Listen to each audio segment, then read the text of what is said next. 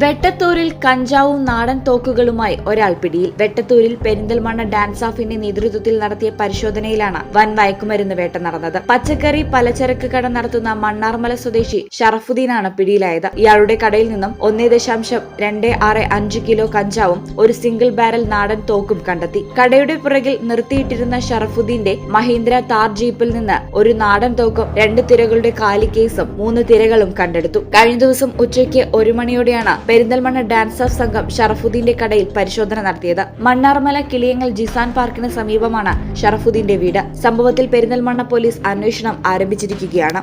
ഈ ചാനൽ പെരിന്തൽമണ്ണ മാത്രമായി KSFE മഹിളാ സമൃദ്ധി ട്രിയോ പ്ലാൻ. ഗൃഹോപകരണങ്ങൾ വാങ്ങാൻ 50,000 വരെ 6% നിരക്കിൽ മഹിളാ പ്ലസ് കൺസ്യൂമർ ലോൺ, 0% പ്രോസസിംഗ് ചാർജിൽ മഹിളാ പ്ലസ് ഗോൾഡ് ഓടി, 5% പലിശ ലഭിക്കുന്ന 0 ബാലൻസ് മഹിളാ പ്ലസ് സുഗമ അക്കൗണ്ട്. ഇനി നമ്മുടേതാണ് പ്ലാൻ.